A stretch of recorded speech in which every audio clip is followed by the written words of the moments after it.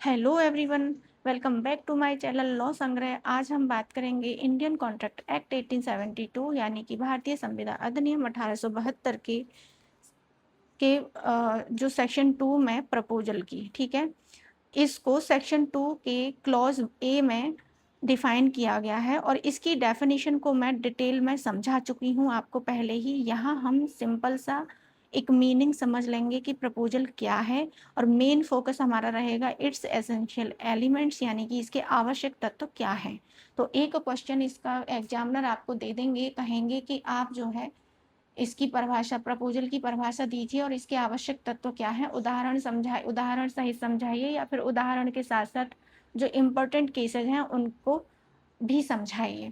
ठीक है, define proposal, explain its essential elements with examples and important case laws. ये question आपका बन सकता है इस टॉपिक से। तो चलिए बिना देरी किए हम कर लेते हैं स्टार्ट। सबसे पहले हम देखेंगे कि प्रपोजल होता क्या है। प्रपोजल क्या है? इस प्रपोजल क्या है? जब कोई व्यक्ति किसी दूसरे व्यक्ति के सामने किसी कार्य को करने या न करने की अपनी जो एक्चुअल विलिंगनेस होती है उसको उस इस उद्देश्य से एक्सप्रेस करता है, इस पर्पस से एक्सप्रेस करता है अपनी एक्चुअल विलिंगनेस को कि दूसरा व्यक्ति उसे एसेंट दे, एसेंट करे या अपनी एक्सेप्टेंस उसको दे। तो इसको हम क्या कहेंगे? प्रपोजल कहेंगे। और सिंपल लैंग्वेज में आप इसको समझ लीजिए, प्रपोजल किसी भी कॉन्ट्रैक्ट का फर्स्ट स्टेज है। इसमें एक व्यक्ति दूसरे व्यक्ति के सामने कोई भी ऑफर रखता है यानी प्रपोजल करता है और उसकी एक्सेप्टेंस प्राप्त करना वो चाहता है। उसका मेन उद्देश्य होता है कि वो उसकी एक्सेप्टेंस प्राप्त करना चाहता है। ठीक है, इसका आप एक रूल लिख लीजिए लर्न करने का। पहले आप इसमें कर लीजिए प्रपोजल फिर विलिंगनेस। ठीक है, तो प्रपोजल क्या है? इज इक्वल टू, देखो, विलिंगनेस होनी चाहिए, यानी विलिंगनेस मतलब एक्चुअल विलिंगनेस क्या है वो होनी चाहिए, प्लस क्या होना चाहिए उसके बाद से जो विलिंगनेस है उसका कम्युनिकेशन बहुत इंपॉर्टेंट है। विदाउट कम्युनिकेशन एक्सेप्टेंस कैसे होगा? ठीक है, तो किसी भी विलिंगनेस को आप किसी के सामने जाहिर करेंगे और उसका कम्युनिकेशन प्रॉपर तरीके से उसके पास पहुंचेगा तभी तो वो एक्सेप्टेंस अपनी देगा। ठीक है, और मेन जो एलिमेंट है इसका वो ये है कि इंटेंशन क्या होनी चाहिए, उसकी एक्सेप्टेंस ऑब्टेन करने की इंटेंशन होनी चाहिए। तो इंटेंशन, इंटेंशन टू ऑब्टेन क्या? Acceptance, acceptance. ठीक है, क्लियर? आप इसको इतना समझ लीजिए। और अब आपको आप अपना बेयरक्ट पकड़ लीजिए, मैं आपको वैसे ओरली ऐसे ही धीरे से समझा देती हूँ। When one person signifies to another, एक व्यक्ति अपनी इच्छा दूसरे व्यक्ति तक पहुंचाता है। केवल मन में इच्छा होना पर्याप्त नहीं है। अगर एक व्यक्ति कहे कि मैं तुम्हें कार बेचना चाहता हूँ और उसने अपने मन में रख रखी है, जिसको वो बेचना चाहता है वो उसको बताई ही नहीं है, तो ये प्रपोजल नहीं माना जाएगा। ठीक है, हिज विलिंगनेस, उसकी वास्तविक जो उसकी जो एक्चुअल विलिंगनेस है वो होनी चाहिए, मजाक मस्ती नहीं होनी चाहिए, कोई सोशल इनविटेशन नहीं होना चाहिए। टू डू और एब्सटेन फ्रॉम डूइंग एनीथिंग। ठीक है, कोई भी कार्य करने या ना करने की इच्छा एक्सप्रेस कर सकते हो आप। ठीक है, जब प्रपोजल करते हो तो आप किसी भी कार्य को करने या ना करने के लिए आप प्रपोजल कर सकते हो। With a view to obtaining the assent, purpose सामने वाले की एक्सेप्टेंस प्राप्त करना होना चाहिए। He is said to make a proposal, ऐसी जो विलिंगनेस है उसको एक्सप्रेस करना ही हमारा क्या होता है? प्रपोजल होता है। अब हम बात करते हैं प्रपोजल के एसेंशियल एलिमेंट्स की। ठीक है, कि इसके आवश्यक तत्व क्या है। तो चलो, पहला जो एलिमेंट है हमारा वो है कि प्रपोजल के लिए टू पार्टीज होनी चाहिए। प्रपोजल के लिए टू पार्टीज होनी चाहिए। दूसरा है, प्रपोजल जो है वो कम्युनिकेट होना बहुत ज़रूरी है। प्रपोजल का कम्युनिकेट होना बहुत ज़रूरी है। जिस व्यक्ति ने प्रपोजल दिया है और वो जिस व्यक्ति को दिया गया है उसकी नॉलेज में अगर वो नहीं आएगा तो वो प्रपोजल नहीं माना जाएगा। ठीक है, तो वो प्रपोजल नहीं माना जाएगा। नेक्स्ट हमारा है प्रपोजल मस्ट एक्सप्रेस विलिंगनेस।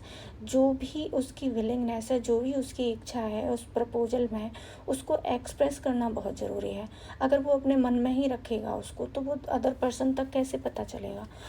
जिसको वो प्रपोजल कर रहा है, प्रपोजल दे रहा है, उसको कैसे पता लगेगा कि उसके मन में क्या है?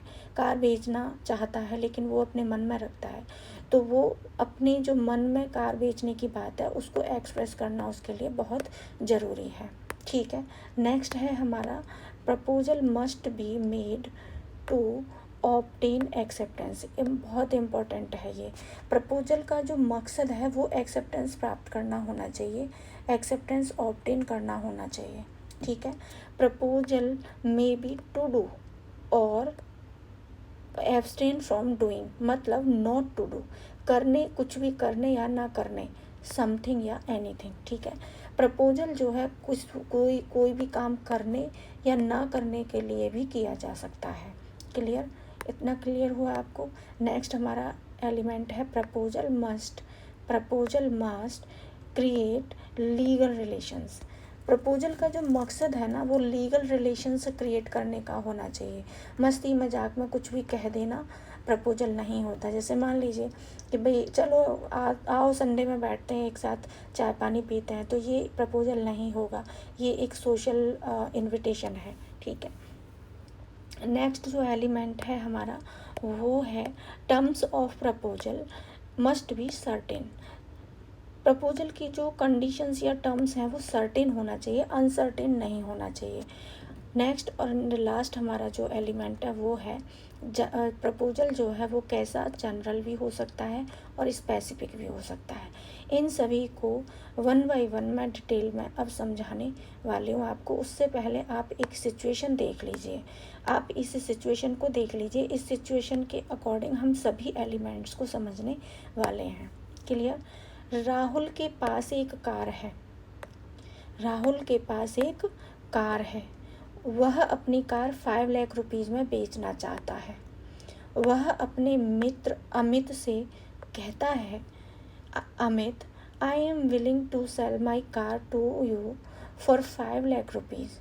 If you agree, please let me know, please let me know by this evening. ठीक है। Let me know by this evening. ये कह रहा है इससे, अमित, मैं अपनी कार तुम्हें 5 लाख रुपीज़ में बेचना चाहता हूँ। अगर तुम सहमत हो, अग्री हो, तो आज शाम तक मुझे बता देना। इसी सिचुएशन को लेकर हम आगे सभी एलिमेंट्स को कवर करने वाले हैं और इसी सिचुएशन के अकॉर्डिंग हम सभी एलिमेंट्स को समझेंगे। जैसे मान लीजिए राहुल और अमित दो व्यक्ति हैं। ओके। राहुल के पास एक कार है, वो अपनी कार 5 लाख रुपए में बेचना चाहता है। राहुल और अमित 2 पर्सन हैं, तो फर्स्ट हमारा जो एसेंशियल था वो 2 पार्टीज होनी चाहिए, यानी कि ऑफरर, इसको आप ऑफरर कहेंगे। जो व्यक्ति ऑफर देता है, प्रपोजल देता है, या प्रपोजल भी बोलेंगे, और इसको आप ऑफरी या प्रोमिजी बोलेंगे। ठीक है। प्रोमिजी भी बोलेंगे, तो कंफ्यूज मत होइएगा बिल्कुल भी। प्रोमिजर या प्रोमिजी, एक्सेप्ट करने वाले को प्रोमिजी और प्रपोजल देने वाले को प्रोमिजर या ऑफरर हम कहेंगे। ठीक है।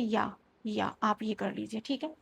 तो अब एक सिचुएशन है हमारे पास, इसके पास एक कार है, ये 5 लाख रुपीज़ में इसको बेचना चाहता है अपने दोस्त को। ठीक है।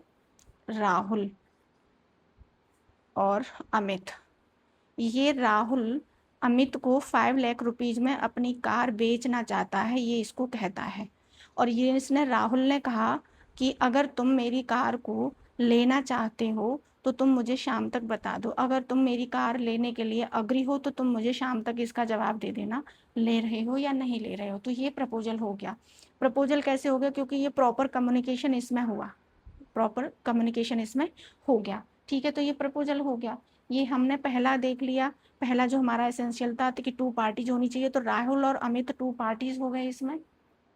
चलिए, अब इससे रिलेटेड एक केस है Bolton versus Jones. Bolton versus Jones, मैं जो केसेज आपको दूंगी ना, वो इम्पोर्टेंट केसेस ही दूंगी, तो इनको आप वहाँ लिख दोगे तो ज़्यादा बेटर है। जॉन्स, ठीक है। बोल्टन वर्सेस जॉन्स, ये 1857 का केस है। इसमें कहा गया था कि अगर कोई व्यक्ति या अगर कोई प्रपोजल किसी स्पेसिफिक पर्सन को दिया गया है तो एक्सेप्टेंस भी वही स्पेशल पर्सन जो है, वो स्पेसिफिक पर्सन है, वही एक्सेप्टेंस दे सकता है, अन्य कोई नहीं दे सकता। जैसे मान लीजिए यहाँ राहुल ने बी को प्रपोजल दिया, तो यहाँ राहुल जो है अमित, यहाँ जो अमित है, अमित ही इसकी एक्सेप्टेंस राहुल को दे सकता है, कोई सी या डी या कोई अन्य व्यक्ति नहीं दे सकता। Clear? Clear. Proposal must be communicated. दूसरी बात, दूसरा जो हमारा एसेंशियल है वो प्रपोजल मस्ट बी कम्युनिकेट। तो कम्युनिकेट होना बहुत ज़रूरी है। राहुल ने अमित से डायरेक्ट बोला कि मैं तुमको 5 लाख रुपीज़ में अपनी कार बेचना चाहता हूँ, क्या तुम खरीदोगे? अगर तुम इस बात से सहमत हो या अग्री हो तो तुम मुझे शाम तक बता दो। अब मान लीजिए अगर इसने इसको डायरेक्ट ना कहकर, इसने एक लेटर भेजा कि मैं तुमको 5 लाख रुपीज़ में अपनी कार बेचना चाहता हूँ, अगर तुम अग्री हो तो मुझे शाम तक बता देना। अब ये लेटर शाम तक यहाँ पहुँचा ही नहीं, अब ये लेटर जो है इवनिंग तक यहाँ पहुँचा ही नहीं, तो ये कम्युनिकेशन नहीं हुआ ना। तो प्रपोजल पूरा होने के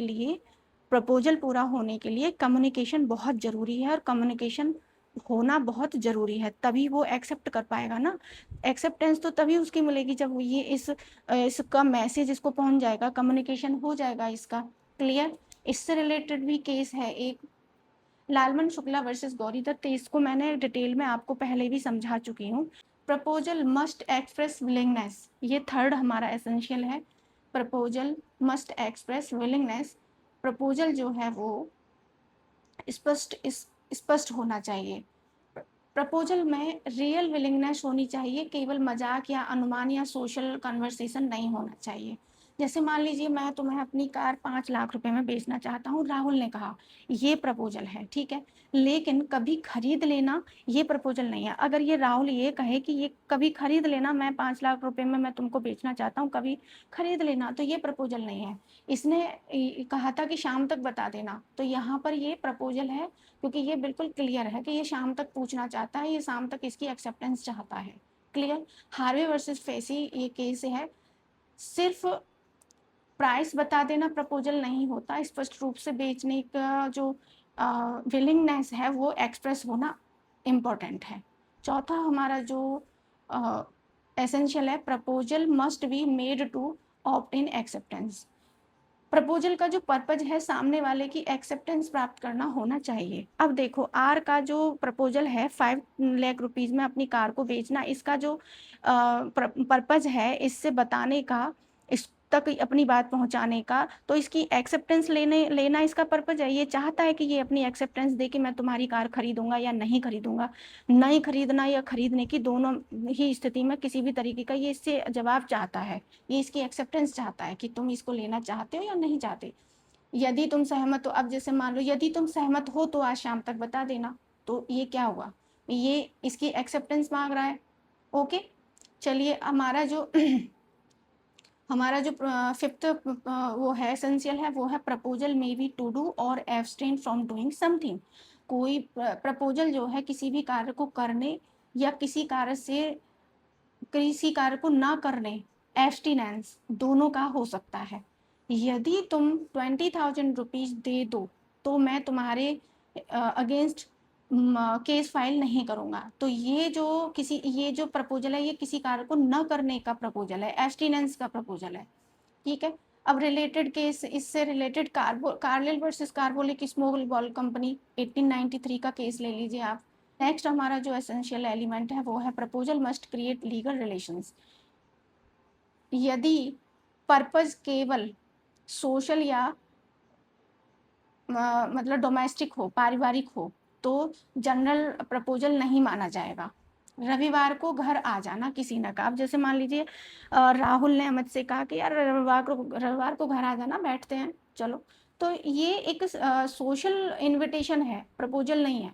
ओके, लेकिन मैं अपनी कार 5 लाख रुपए में तुमको बेचता हूँ, मुझे तुम बता देना, तो ये प्रपोजल है। ठीक है। वॉल्फर वर्सेस वॉल्फर 1919 का केस है। इसमें कहा गया था कि जो डोमेस्टिक एंड जो सोशल एग्रीमेंट्स होते हैं वो जनरली लीगल रिलेशंस इस्टेब्लिश नहीं करते, क्रिएट नहीं करते हैं। इसमें ये रूल निकल कर आया। नेक्स्ट हमारा जो एसेंशियल है, terms of purpose proposal must be certain. Terms of proposal must be certain. Proposal की जो कंडीशंस हैं वो सर्टेन होनी चाहिए। प्रपोजल में कोई भी वस्तु या कीमत या फिर अन्य कोई भी आवश्यक कंडीशन, कोई भी इम्पोर्टेंट कंडीशन क्लियर होनी चाहिए। एम्बिग्विटी उसमें बिल्कुल भी नहीं होनी चाहिए। जैसे मान लीजिए मैं अपनी कार 5 लाख रुपीज़ में बेचूंगा, ये सर्टेन प्रपोजल है, लेकिन कीमत बाद में तय करेंगे, ये अनसर्टेन है, तो ये प्रपोजल नहीं होगा। ये टर्म्स ऑफ प्रपोजल ये क्लियर नहीं है। ओके।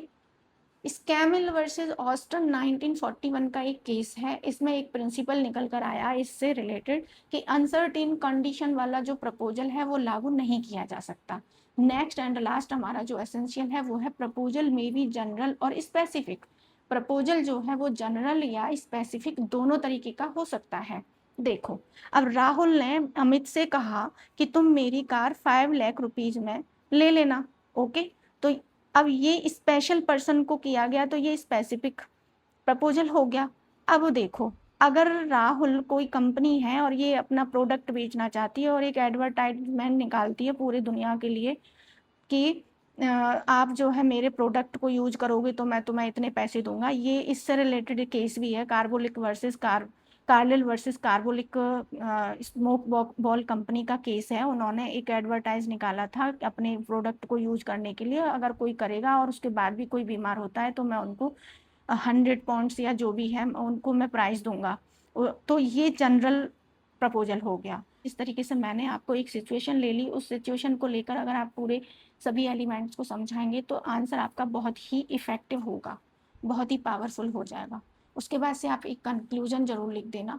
कंक्लूजन आप छोटा सा लिख दोगे तो आपके लिए बेस्ट रहेगा। आंसर आपका इफेक्टिव एंड पावरफुल होगा और अच्छे मार्क्स आप गेन कर सकते हो। तो चलिए आज के लिए इतने ही, मिलते हैं नेक्स्ट वीडियो में। Thank you for watching.